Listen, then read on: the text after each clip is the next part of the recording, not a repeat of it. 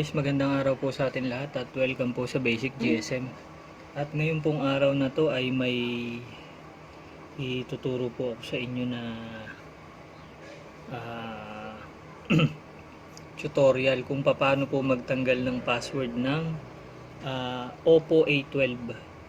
Ito po guys, open lang po natin yan. Oppo A12 po ito.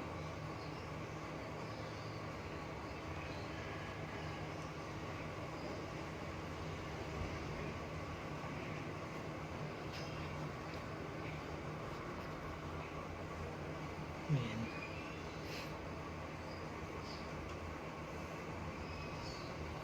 Oppo A12. Ayan po guys, meron po siyang password, ano po. So ang gagawin po natin dyan, turo ko po sa inyo kung paano siya pwedeng tanggalin ng hindi na kayo gagastos. So umpisa na po natin. Ayan, off lang po muna natin tong ilaw niya. Ayan, so ayan po. Maglalagay muna tayo ng isang ilaw na pwede sa kanya. Ayan, so so may password po siya.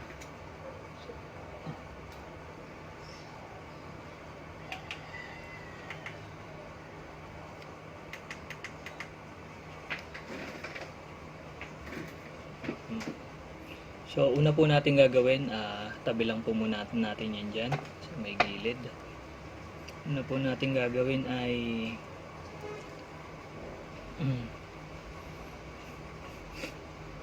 mag-open po tayo ng tool. Ito po, ang tawag po sa tool na to ay yan. Available po itong tool na to sa internet. Opo, marami pong gamit itong tool na to. Ito po, open ko po. Pangalan po nung tool ay Haafed version 2. Amo Bilitech. Yan pong gagamitin natin. So open lang po muna natin yan. Open lang natin yan. Pag na-open na po natin yan, extract lang po natin dito sa gilid.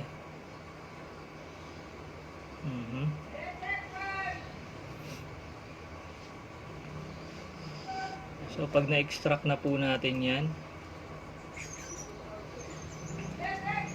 i-delete lang po ako.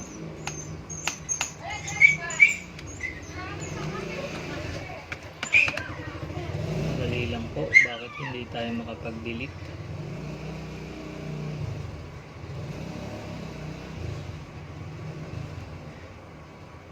So ay may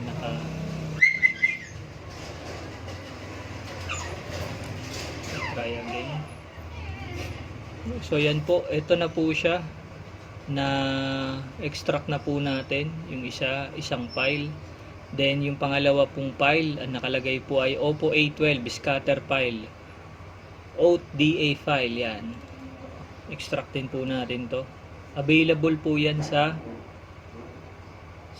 internet, at maglalagay po tayo ng link na kung saan pwede nyong i-download sa description box. So ayan po, na-extract na po natin siya. Then ang gagawin po natin ngayon ay open po natin itong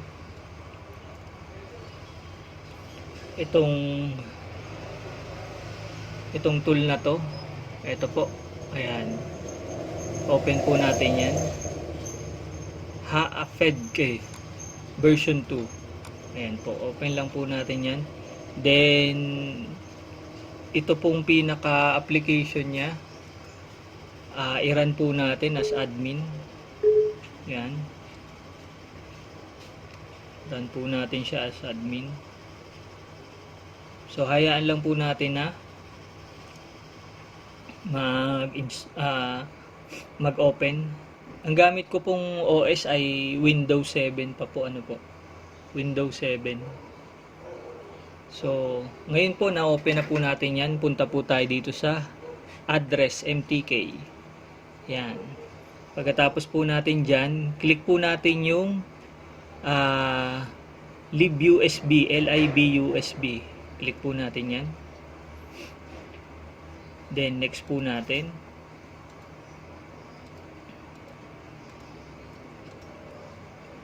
Install. Then, finish po.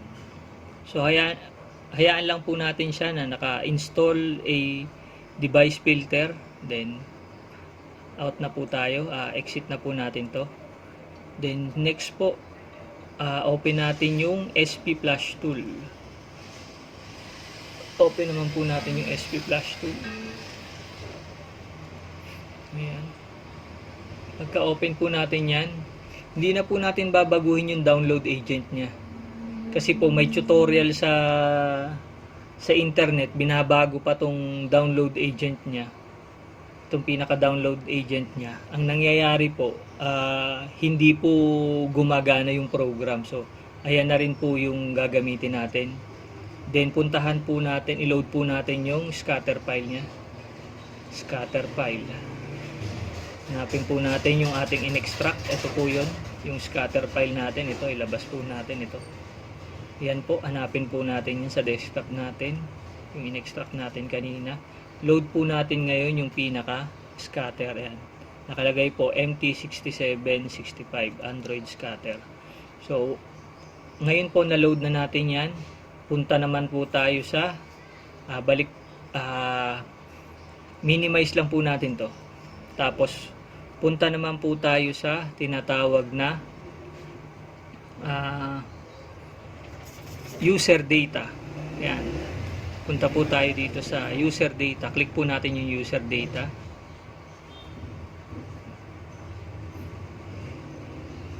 Ayan. Then, pagkapunta natin ng user data, open natin dito yung scatter. Dito naman po sa kabila. Punta po tayo dun sa scatter. Galing din po yan dito sa desktop natin. So, ayan po. So, malo-load po lahat ng file niya na galing dun sa scatter. So, FRP, wala po. So, yung FRP po, ayun ang pinaka-hex niya. Ito po, lumalabas po dito yung beginning address hex niya. Ang kukunin po natin ay yung user data. Yan. Tayin po natin ma-extract.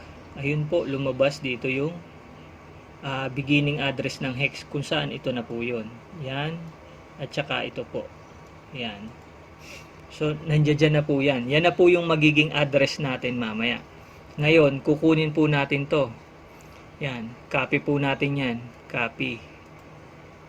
Then, punta po tayo dun sa ating flash tool.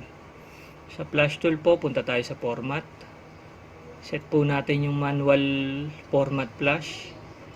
Then, ito pong begin address hex. Ilagay po natin yung kinapi natin na galing dun sa tool kanina. Paste po natin. Yan. Then, ito pong isa. Copy. Right click, copy. Then, lagay naman po natin dito sa format length hex. Ayan. Paste. So, yan na po yung magiging address niya kung saan mapo-format po yung phone ng Oppo A12. Oppo A12 po. So, ngayon, punta naman po ulit tayo. Balik tayo dito sa tool. Punta po tayo dyan sa tool. Then, click po natin tong MCT4 version 4. Yan. Click po natin yan. MCT version 4. Hintayin po natin lumabas yung pinaka-software niya. Yan na po. Yung program niya. Ngayon, dito po, click natin yung tinatawag na bypass. Muna natin yung ating cellphone, yung device natin. Then, ulitin po natin na isaksak yung ating USB cable. Press lang po natin yung volume up, volume down, sabay po. Yan. Then insert po yung cable. So ayun na po, lumabas na po dun yung dongle. So okay na po yun. Lapag lang po natin dyan yung cellphone natin, then punta po ulit tayo dito sa option sa flash tool. Option po UART. UART po. Click po natin UART. Baud rate. Tapos so wala pa rin po ano pong nangyayari doon.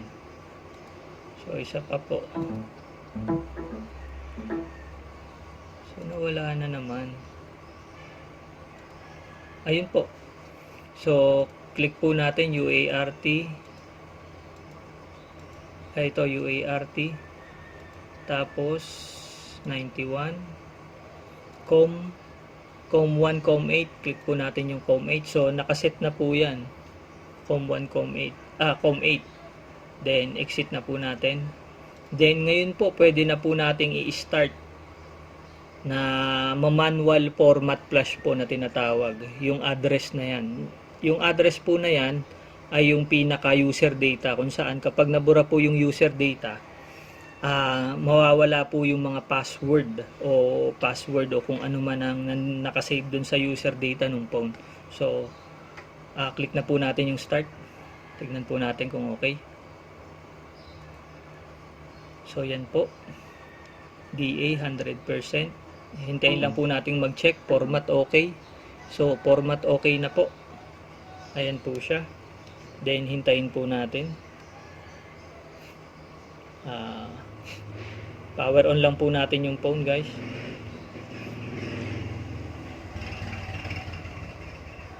Teka lang po. Tanggalin po muna natin yung USB cable natin. Then power on po natin.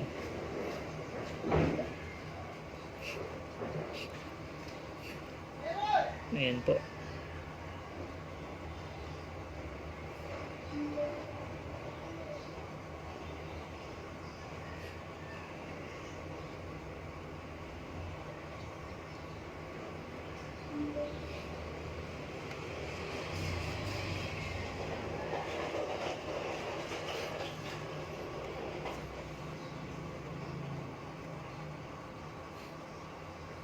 So ayan. Habang hintayin lang po natin yan. Medyo matagal-tagal po yan Guys, yung pinaka tinatawag po na scatter file, ilalagay ko po yung link dun sa description box natin.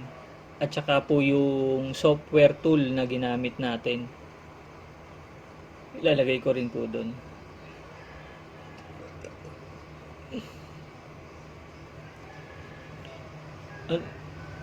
Actually po guys, mas marami pong gamit yan, yung tool na yan.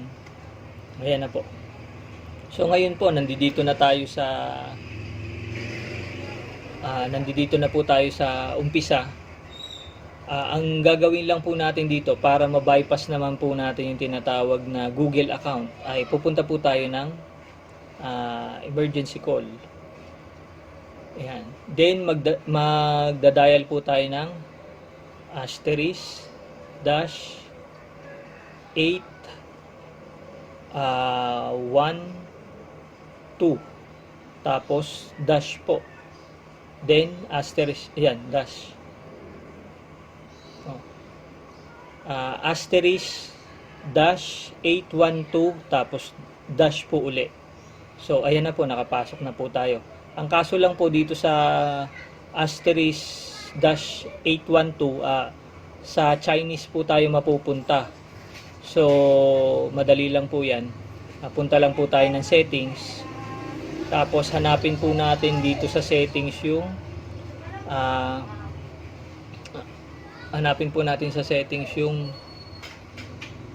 yung letter A, kung saan yun po yung language. Ayun po yung letter A. Yan, letter A. Pasok po kayo dyan. Tapos ito pong nasa baba, yan, yung nasa baba na yan, yan po yung language. So select lang po natin yung language. magpalit po tayo. So ayan po, United Kingdom. Then ito pong sa taas, confirm po natin. Then yung sa baba po, confirm. Ayan na po. Nabago na po yung language niya. Okay na po yan, back lang po tayo. Back lang po natin. So ayan na po. Guys, sana po nakakatulong yung video tutorial natin para dito. Ayan po siya. Oops. Ayan na po siya. Sana po makatulong yung ating video tutorial, at kung may tips po kayong nakuha at nakatulong sa inyo ng konti,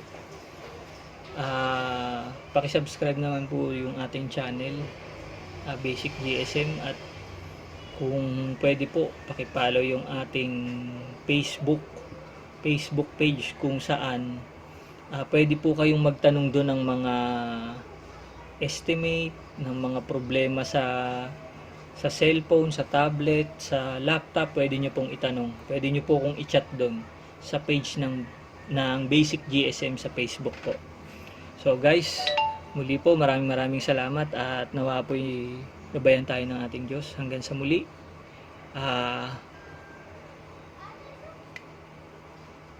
Paalam po. Bye-bye. Ang ano po ulit nito ay A12. Paalala ko lang po ulit para po hindi kayo malito. A12. Ayan. Puntahan po natin yung about phone. About phone. Ayan po. Pakita po natin. Oops. Ayan po. Ayan. Medyo anuhan pa natin yan. Ayan. Device name Oppo A12. Ito po, nasa taas. Then, yung Android version niya ay 9. So, ang model niya po ay CPH 2084. Ayan po. CPH 2084. Sige po guys, ingat. God bless.